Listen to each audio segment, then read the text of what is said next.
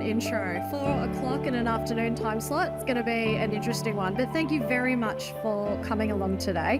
What I would really like to share with you is a bit of work that we are doing up in Queensland. So yes, I've been working in heavy industry for frighteningly nearly 2 decades now, but predominantly in mining and construction. Recently, in the last 2 to 3 years, I've been engaged by the Queensland government to support their women in manufacturing strategy. And that's what I want to share with you today, the work that is happening in that space with some of the initiatives and the changes that we're seeing. So let's kick in. So what we're going to talk about today, very much around a little bit about the business case. Hopefully you're all in the room now, you get it. We've talked about it for quite a while now around the benefits. We're going to look at the diversity, equity and inclusion toolkit that has been created by myself with the government in Queensland, as well as then the Manufacturing Skills Queensland Diversity and Inclusion Maturity Model and our Workplace Gender Diversity Assessment. And I really want to talk about some of the practical strategies that we're now seeing workplaces in Queensland implement to support bringing more women into their workplace. Now, what's really interesting, as I said, I have been working with heavy industry for quite a while. Mining and construction have been having these conversations probably for the last 10, 15 years that was spurred on by resource shortages. Now, who here is working in a manufacturing organisation that is struggling to find good people? Are you struggling? Yeah, workforce is a real issue. Every manufacturing company that I speak with at the moment is screaming for talent. They're screaming for good staff. Skill shortages are running rampant. The way we see this is that bringing women into manufacturing and really educating them about the breadth of careers that are in this amazing industry is an opportunity. So if you go and start talking to young girls, there's very few of them that will actually recognize the breadth of opportunity that exists in manufacturing. You just look around here today and there's a lot of work that we can be doing to encourage these careers. So even though you introduced me as an expert in DE&I, I do not claim that at all. And the reason is this space is ever evolving. My work, I've been working predominantly in heavy industry in the space of culture. I work with leaders, I work with teams and their performance, and I also work in terms of inclusion. But by no means am I an expert. And so whenever we talk about this discussion, it's around collectively what is going to work for every organisation, because there's no one silver bullet for this topic. A few years ago, I had the opportunity to write a book, Rules of the Game, Women in the Masculine Industries, and co-founded a not-for-profit up in Queensland. So a little bit, that's my background, but why the big focus? So a few years ago, the Queensland government released their Women in Manufacturing strategy as a response to the need to bring more resources into the industry. This is available online and it outlines their approach for bringing in more representation, encouraging women into the industry, but also to be retained in the industry. So what we see at the moment is that women make up just over a quarter in all manufacturing roles, but even less in operational, less in trades, certainly even less taking up apprentices and engineering. So there is opportunity there for us to expand upon recognising the careers. Now, if I look around the room today, there's women who probably have their story of experiencing some of the barriers, some of the challenges around building a career in the manufacturing industry. And the research that was conducted up in Queensland identified that the stereotypes that exist in terms of women's work versus men's work, some of the biases around whether women are suited for certain roles, that conscious or unconscious bias, lack of role models, workplace cultures that weren't conducive or inclusive to difference. We have very homogenous workplaces, and then also insufficient policies and processes, structural issues such as no toilets, not enough facilities, and then the aspect around harassment and discrimination. Now, what's interesting is the AMWU released a report a few years ago that showed, we've got 18% of workers in the manufacturing industry have experienced sexual harassment alone. So there's some space and some improvement that we can be putting in place to make our workplaces better for everyone. So that motivated the Queensland government to want to provide practical tools to support bringing not just women, but also other people who hadn't considered manufacturing as a viable career into industry. And we created this document, which you can get via here online, by the QR code, which really outlines some of the practical best practice strategies that have come from other industries overseas that we can then implement specifically into an operational environment. And the benefits that we're looking at is a big piece around the attraction. So what we know is that when we start to bring in policies which are more inclusive, which are understanding the different needs of different employees coming in, we are able to attract top talent, not just from diverse employees, but also younger employees. So we're noticing with the younger generations coming through into the workplace, they now have an expectation about what culture they're going to be working in. It's chatting with a few manufacturing companies. They all say, we basically pay the same. For the person, the shed down the street, we're paying the same as our competitors. The difference that sets you apart about why someone would want to come and work for you is your culture. What is it like day in, day out? They turn up at your workplace. What is the experience that they're going to have? And that really is your competitive advantage, certainly when it comes to attracting those top talents. We know when we have an inclusive workplace, it's greater at retaining those staff and they're able to put in more discretionary effort. So you do get a productivity uplift, which ultimately leads to an improvement in revenue. And at the end of the day, that is the reason we exist, isn't it? As an organisation, we have to be profitable, we have to be making money, as much as it's important to provide a safe, inclusive environment. So what are some of the strategies that we've seen? We've been rolling out these toolkits for 2 years now. I think we're in our second year. And we've seen some really simple, practical changes that workplaces have implemented to enable feeding the pipeline. So we've been looking at their job advertisements. We've been looking at what is the language and the wording that companies are utilizing to advertise. What's interesting with our job ads, there's been a switch just very, very recently. Think about historically, job ads were written to attract or to put forward, this is what we do in our business. If you think of a traditional job ad, this is my company, this is the widgets we make, we distribute globally, I'm looking for these key criterias in the role, this role will be responsible for. That's kind of, please apply here, that's kind of the structure of a job ad. What we're seeing now is a flip. So if you've got job ads out in Seek or Indeed and you're not getting the people that you want, you're not getting bait, not getting hooks on the bait, I want you to think about how can you flip it, because now we're seeing a lot of companies responding to the shift that's happened in society and they're actually putting forward their value proposition. So this is our company, this is what's so great about working here, these are the skills you can develop, and this is the mindset that we're looking for in our people. So there's a real flip between, hey, this is us as a company, this is what we do, to being, hey, this is what we can offer you. Now, I'm not going to make any commentary around the shift in society and whether that's a good or a bad thing. This is the reality that we're seeing. That's a shift in how we need to change how we're advertising. Simultaneously with our job ads, the research shows that if we have a job advertisement with a banner across the top, don't just put your logo. Putting a picture of people at work and a diverse group of people at work will get you greater applications, will actually change the demographic of people who are applying for your jobs. A very simple shift. And simultaneously, think about your website. So if someone's come to apply for their job, the next thing they're going to do is Google you, aren't they? Most of the manufacturing companies that I see will have a website that's very client customer focused. Don't neglect the fact that you are attracting staff to your company by looking at your website. So make sure you've got that good imagery there and you're highlighting what the culture is for your organization. The next aspect we've been looking at in terms of recruitment is around how do you expand the pool? How do you expand where you're seeking people to come join you? I'm seeing people who are now advertising in very creative places. They've been looking at trying to bring more women into their workplace. They're advertising job roles and vacancies in gyms. They're connecting with women's rugby teams. It's Queensland, after all.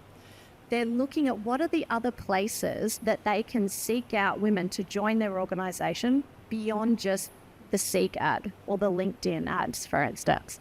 So think about where is the capability, where is the behavioural mindset or the attitude of the people that you want to bring into your organisation, where do they hang out? And that's where they've been starting to advertise and to recruit from.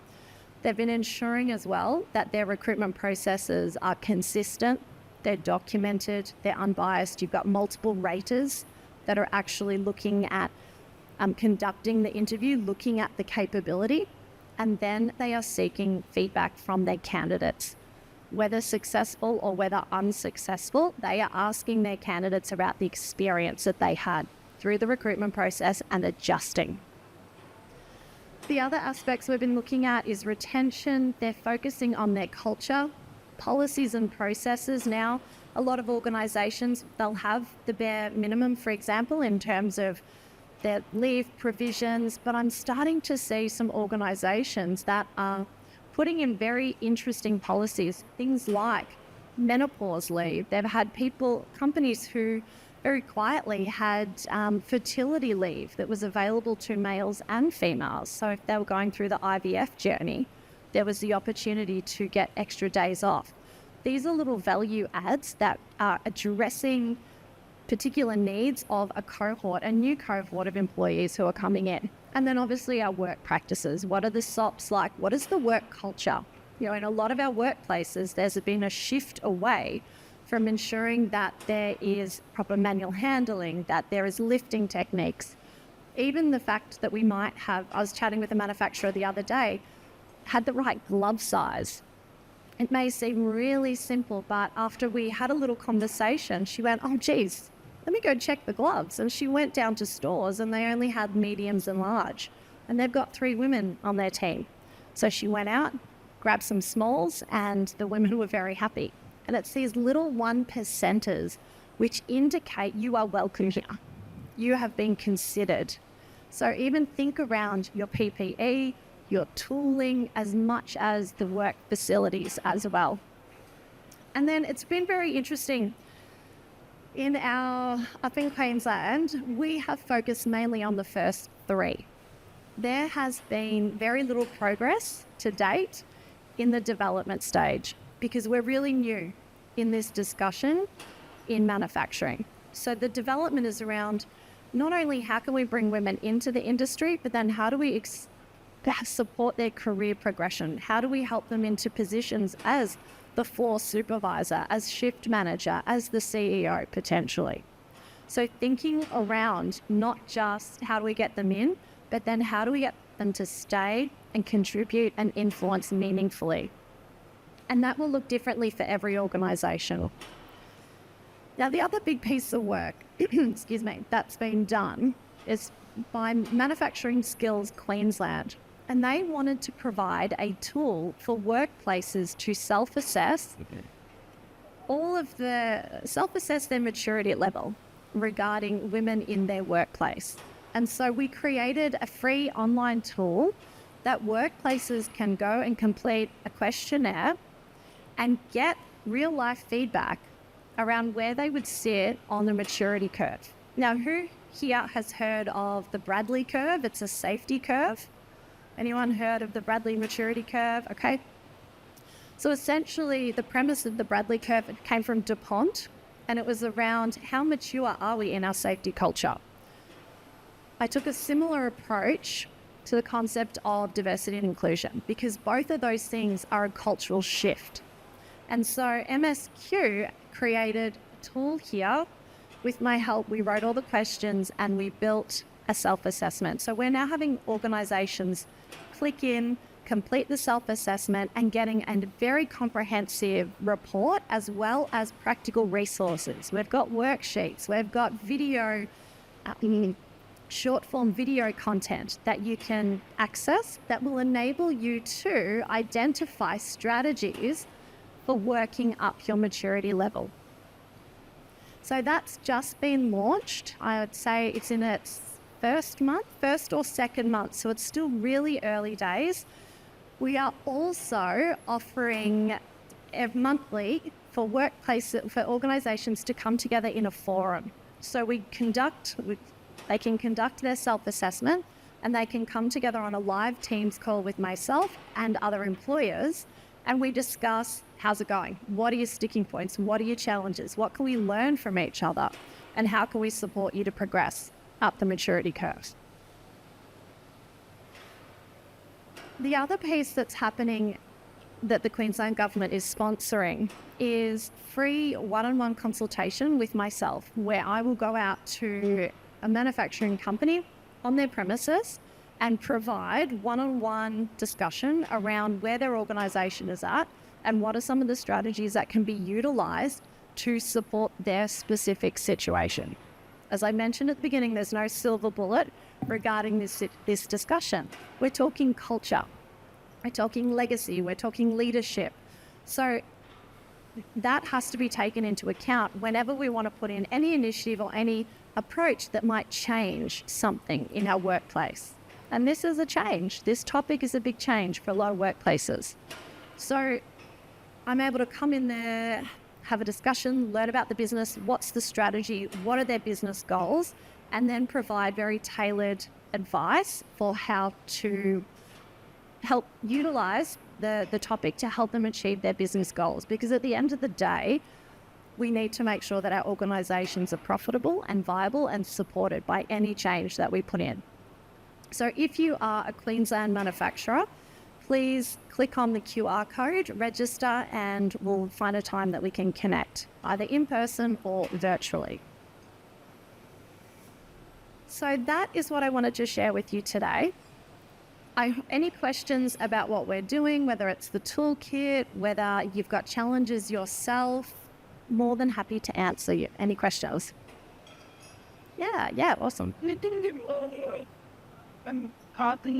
So the question was, do I think it'll go through to other government departments? It's a very good question. What has happened in Queensland, bear with me, recently, is that our mines, resources, manufacturing have just combined departments. We had a government change just recently and they had to reshuffle. So it has gone into other departments, not this per se, but there's a focus area. As I mentioned, mining has been ahead of the game. So they've already had the conversation, they've implemented some initiatives, they're now adjusting, for example, things they've learnt. Manufacturing, our conversation, it's very new. In some parts, it's still, I was just sharing, it's still a dirty word to say women in manufacturing. And you just look at the difference in the numbers in the room today. It's not necessarily understood as a key strategic lever for success. So I think other states, good question. I don't know. From what I've seen, Queensland seems to be leading the way, which is maybe ironic. Most people think we're a little bit backwards up there, but I can say that as a Victorian that defected and went north. But they're doing some good stuff and they're really challenging existing cultures. Yeah. It's pretty well covered about the exam focus there, I think. Whether the Yeah, so.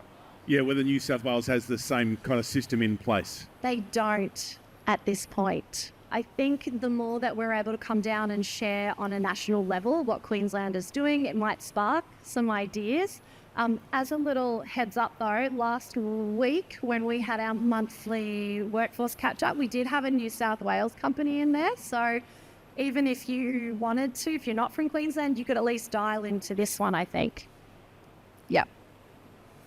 Any other questions?